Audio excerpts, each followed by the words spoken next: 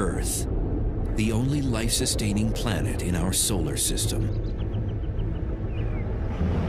Yet throughout its history, our world has been a planetary punching bag. Anything that crosses the orbit of Earth could one day slam into the Earth. At this very moment, violent celestial heavyweights roam the universe and threaten to deal the Earth a knockout blow. The power would be like setting off the whole world's armament at one time. It would be like standing next to Hiroshima all over the world.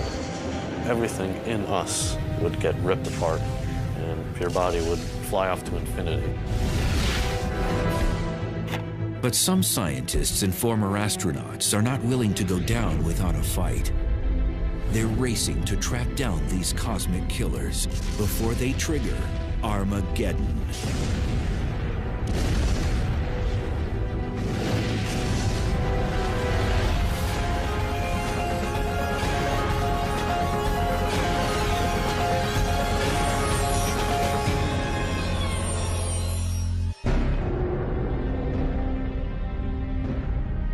Earth shimmers like a sapphire jewel in our solar system. We go about our days unaware that in the far reaches of space, trouble could be headed our way.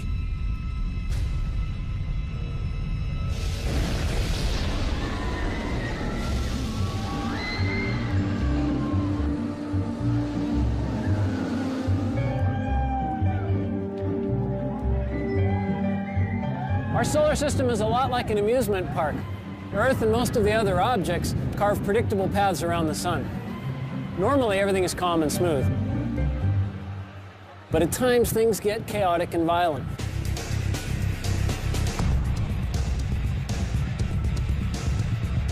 Earth can be slammed by space rocks, zapped by deadly space weather, jolted, jostled, and threatened by the object's energy and forces of the cosmos. The Earth is on a cosmic thrill ride, one that often involves extreme danger. When you're moving fast and on a predetermined path, you hope nothing crosses it because there's nothing you can do. Nicaraguan border goes right down along. Former astronaut Rusty Schweikert knows firsthand how dangerous celestial objects can be. In 1969, he piloted the lunar module during the Apollo 9 mission. Now, Schweikert is ready for more than a cruise through the cosmos. He's sounding alarms about the dangers of one particular asteroid named Apophis, which got too close for comfort in 2004. It immediately got everybody's attention because the probability of impact was quite high. In fact, it was higher than any impact probability that we had ever seen up until that time. And Schweikert has a terrifying real-life example of just how damaging an impact from an asteroid even smaller than Apophis could be.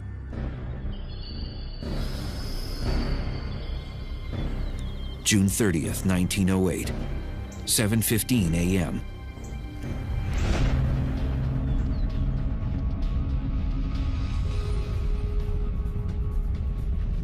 An object half the size of a football field plunged down from space at around 34,000 miles per hour and produced a stream of fiery gas behind it. Within minutes, the fireball entered our atmosphere and violently exploded above Siberia's Tunguska forest.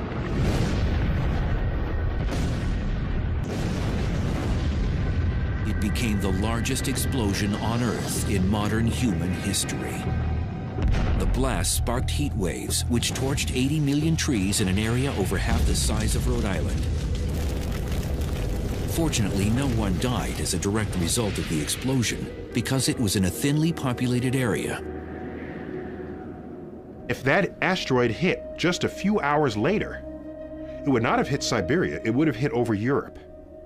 And if that had exploded midair over any of the major cities of Europe, 1 million people would have died like that. For the last 100 years, the Tunguska explosion has been shrouded in controversy. Today, many scientists agree an asteroid caused the blast, Incredibly, it never even impacted the ground. Rather, it exploded 5 miles above Siberia's frozen ground. A small stony asteroid can't survive the plunge through Earth's atmosphere.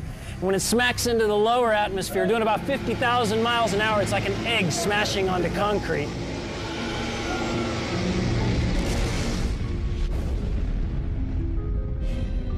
The blast over Siberia released energy equivalent to 15 megatons of TNT, 1,000 times greater than Hiroshima. If this were to happen over a large city, it would annihilate it.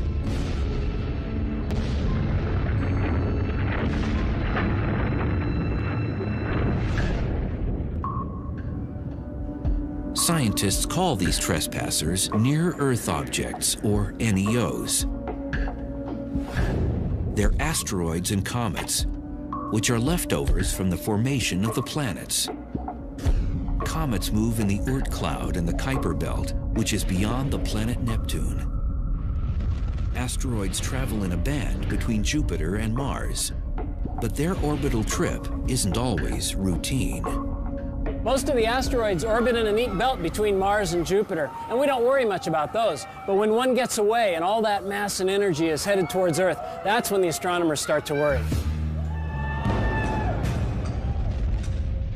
Oftentimes, these cosmic remnants get bumped out of their orbit and head on a collision course with Earth.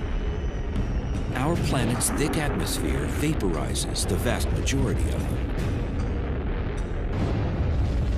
But a larger object can knock through our atmosphere and actually impact the ground. If you want to turn to the cosmos and look at the forces that would have us dead, asteroids striking are real and they're bad. It's happened before, it will happen again. 65 million years ago, an asteroid the size of a small city plummeted down from the sky. It exploded in the Yucatan Peninsula near the present-day Mexican village of Chicxulub with the force of 100 million megatons of TNT. It hits the Earth, cast billions of tons of Earth's crust into the atmosphere, cloaking Earth, blocking out sunlight, knocking out the base of the food chain, and sending a wave of extinction across the tree of life. It is believed the ferocious impact contributed to the mass extinction of the dinosaur. We can think of asteroids as being bad things, but were it not for an asteroid, we wouldn't be here today. Our mammal ancestors were running underfoot, trying to avoid being hors d'oeuvres for T-Rex. T-Rex gets taken out. Well, this opened up an ecological niche that allowed our mammal ancestors to evolve to something more ambitious than a rodent. And out comes the primates, and among the primates we have people. But ironically, the very kind of cosmic boulder that paved the way for humans to exist may one day wipe us off the planet.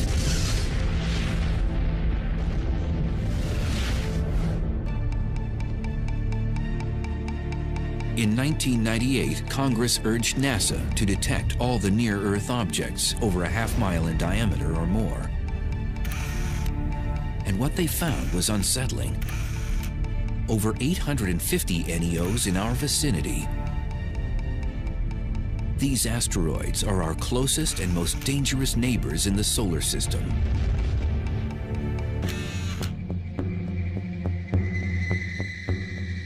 Donald Yeomans heads the NEO program at NASA's Jet Propulsion Laboratory. He and his cosmic bounty hunters search for potential killers lurking in our solar system and put them on their most wanted list.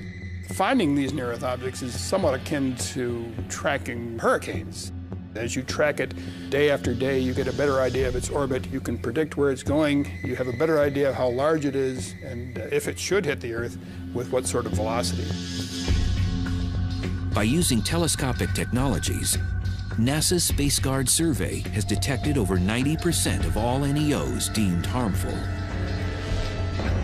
These frightening objects could strike the Earth with the energy greater than all the nuclear weapons on our planet today. Such an impact could trigger mass extinction. You wouldn't expect one to hit but every several 100,000 or millions of years. But if one did hit, it could wipe out a fair fraction of the population. So they're very low probability events, but high consequence events. If they hit the Earth, they would have global effects. I mean, not only would you wipe out a continent with really heavy shock waves, but the ejecta would be thrown up in the air and come down all around the planet. The atmosphere itself would get to 1,000 degrees or so, and all the vegetation all over the world where that happened would flash into flames. Cataclysms could also occur with smaller objects. So Congress now asks NASA to locate all NEOs 500 feet in diameter, as wide as the Roman Colosseum.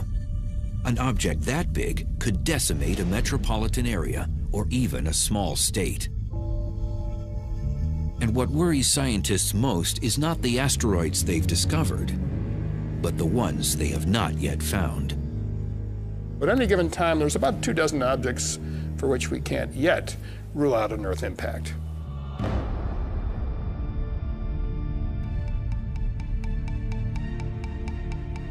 Former astronaut Schweikert has taken the threat of NEOs one step further. He's appeared before Congress to request a special government agency be responsible for protecting the public from space rocks. Today, we have the technology to stop near-Earth objects from impacting the Earth for the rest of history. I mean, we can literally now begin to reshape the local solar system so that our survival is enhanced.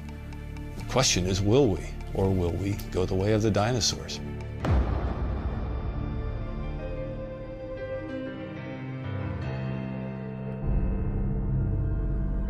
But Schweikert isn't waiting for NASA or Congress to solve the problem. He has his own plans to save the planet from the next asteroid impact.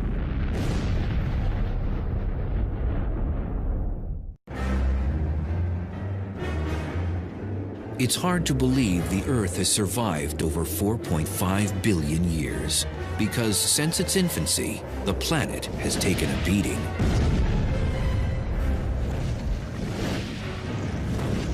Like a boxer, our world is under constant assault from asteroids that enter our orbit each year. But in the future, Earth could be knocked out.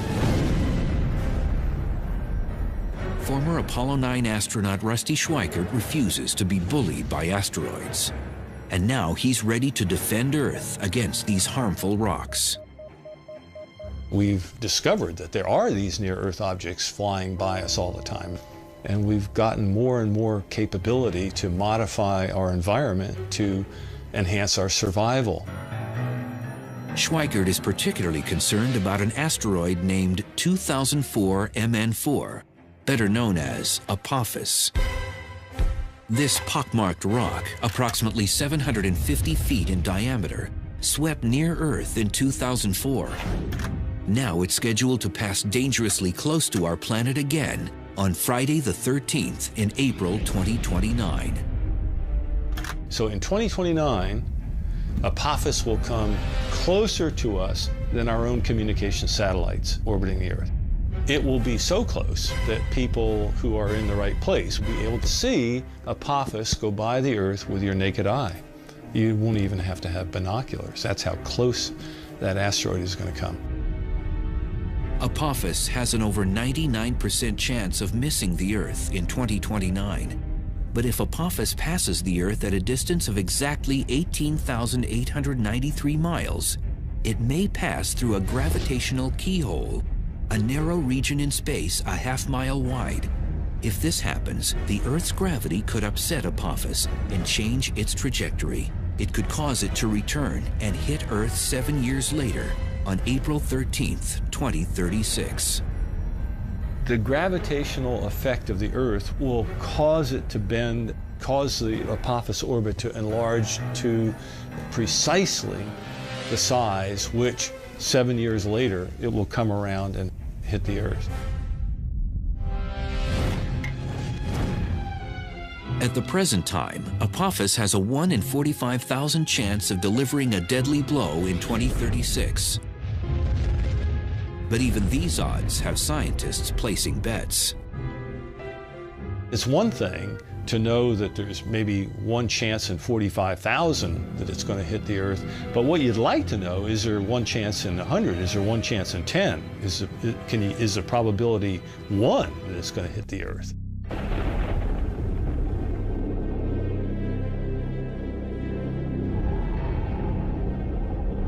Schweikert believes we must regard Apophis as we would any natural disaster. He's even mapped out where Apophis might strike. You have the date of the impact, the time of the impact, the orbital inclination, and you can make a map. And what that map shows is what I have called a path of risk that goes all the way across the planet. And I look at this and I see a high probability of impact and I say, whoa, you know, where might it hit?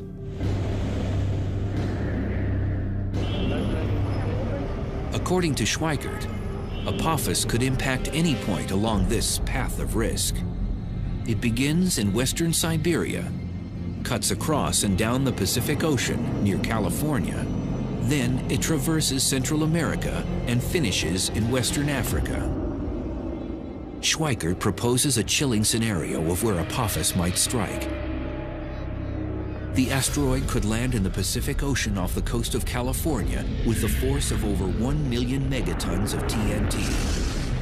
Such an impact would create a 5-mile wide, 9,000-foot deep crater in the water, which would unleash tsunamis.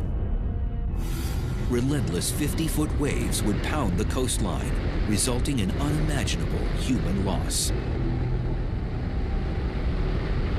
An asteroid that's 1,000 feet in diameter, having it hit in the ocean is not a good deal. Hundreds of billions of dollars of damage from something like that. Scientists are presently working on technologies to preempt such a cosmic strike. One idea involves blowing up an asteroid. But some feel this could compound the problem, sending several chunks of the asteroid in our direction instead of just one.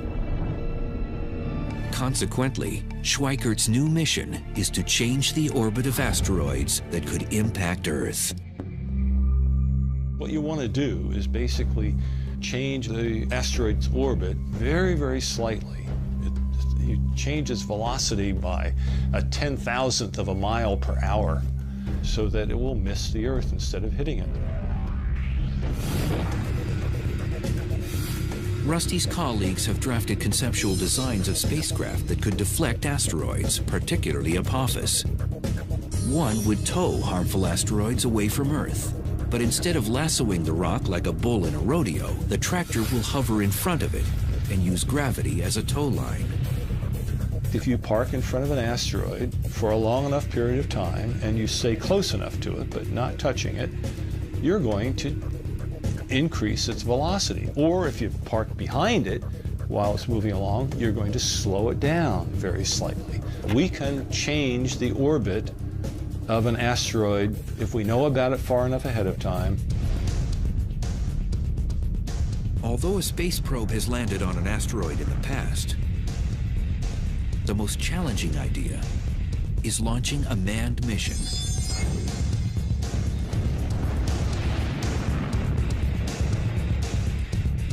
Once landing on the rock, astronauts could mount a radio transponder to track its whereabouts.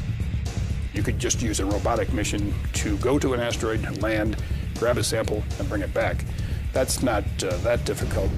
What you gain by a manned mission is they can react to interesting areas on the asteroid surface. They could go here, there, and they wouldn't have to rely on remote navigation. Nicaraguan border. Schweikert insists we should remain on high alert regarding asteroid Apophis, and his cause hasn't gone unheard. Now the United Nations plans to draft a treaty which will include who will be responsible for deflecting killer asteroids. That would be a real crime if we are so irresponsible, knowing that this is going to happen, that we continue to do nothing about it.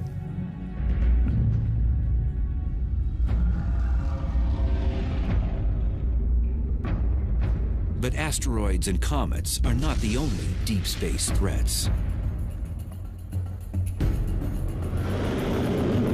Earth has had its ups, and Earth has had its downs. We never know what's going to be around the next corner, and a lot of it is bad. In far-off galaxies, galactic invaders are at work, itching to end life on the planet as we know it. 3 times daily, a strange flash pulsates across our sky. It's hundreds of times more powerful than the world's total nuclear armament, but it's not man-made. And if one happens close enough to Earth, it could end life on our planet.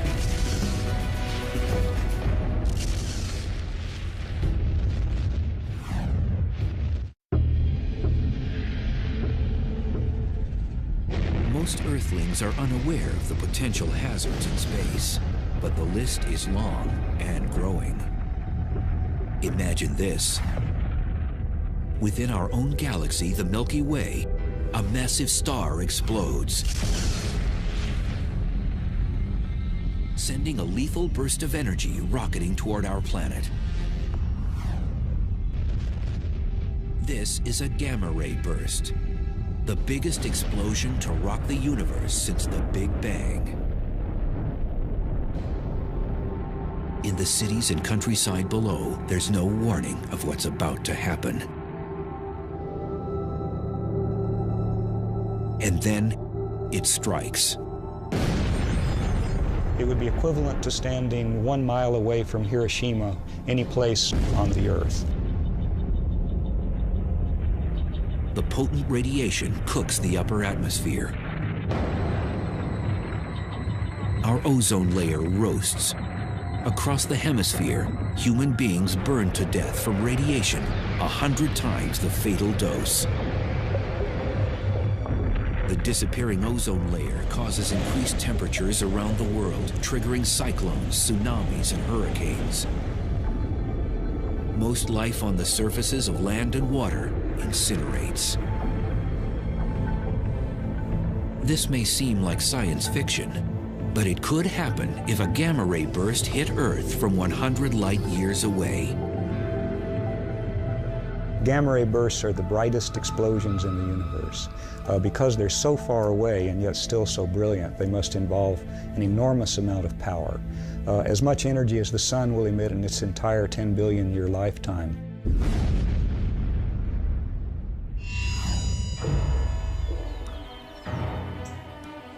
As a young student, Stan Woosley always liked experiments that go boom. Now, the work of this astrophysicist is more than child's play. He's one of the galactic detectives trying to uncover the mysteries behind gamma-ray bursts. We know there are many planets and many stars throughout the cosmos, so there may have been countless civilizations that were destroyed by gamma-ray bursts. These peculiar beams of radiation were first spotted in the 1960s. At first, most astronomers believed these gamma-ray bursts must exist in our own galaxy, the Milky Way, because they're so bright. There were reasons for that. One was that if they were outside the galaxy, the energy was almost unbelievable.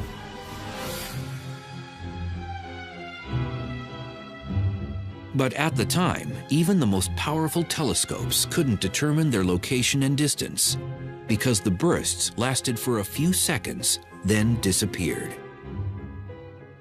But then astronomers wondered, what about their afterglow?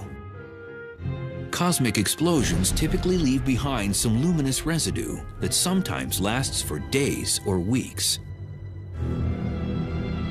In the late 1990s, satellites used upgraded optics and X-ray detectors to finally capture a gamma-ray burst's afterglow. It became clear that gamma-ray bursts actually were cosmological, coming from very far outside of our galaxy, from millions and billions of light years away. And that meant their energy had to truly be astronomical. To get some idea of how incredibly bright a gamma-ray burst is, you could represent the brightness of our sun by this relatively dim LED, and we could represent the brightness of the gamma-ray burst by the very, very intense searchlight that's behind me. Isn't that incredibly bright? Unfortunately, with this comparison, the searchlight is not nearly bright enough to represent fully the gamma-ray burst, and in fact, we would need 100 billion such searchlights to have an adequate comparison. The gamma-ray burst is equivalent to the brightness of 1,000,000 trillion suns. These massive bursts could decimate Earth. But what causes them? We are quite convinced that the common gamma-ray burst comes from the death of a massive star, at least 10 times the mass of the Sun. And such stars are quite rare, by the way. Woosley masterminded a groundbreaking model of how gamma-ray bursts may be created. When an extremely massive star dies, it collapses into a black hole. Black holes are created when a collection of matter collapses to such a high density that light itself cannot escape. But Woosley proposes that some of the star resists getting sucked into the center of the black hole. As a result, a high-speed spinning disk of matter forms around it. Within seconds, jets of plasma shoot out from its rotational poles. These beams of energy unleash dangerous gamma rays into space. If you can imagine just trying to squeeze a fruit or some kind of sphere of some object into a very small space, things are going to squirt out. And in this case, the squeezing is done very rapidly, and you're talking about a huge amount of mass. At the same time the gamma ray bursts are ejected, the collapsing star explodes or goes supernova to the extreme. One of the reasons gamma-ray bursts are so incredibly bright is that they take an enormous amount of power and then they focus that power into a very small portion of the sky. For every 300 gamma-ray bursts that go off, only one is pointed in our direction, and so we only see one of those 300. Even if a gamma ray burst were to occur not 100 but 1,000 light years away, the Earth could still face apocalyptic destruction. If a gamma-ray burst happened within 1,000 light years of the Earth, then it would be approximately 500 times brighter than the Sun and emitting gamma rays. The energy delivered to the Earth's upper atmosphere would be like 100,000 megatons of nuclear explosions. The ozone would be depleted. We'd have acid rain, but we'd also have flash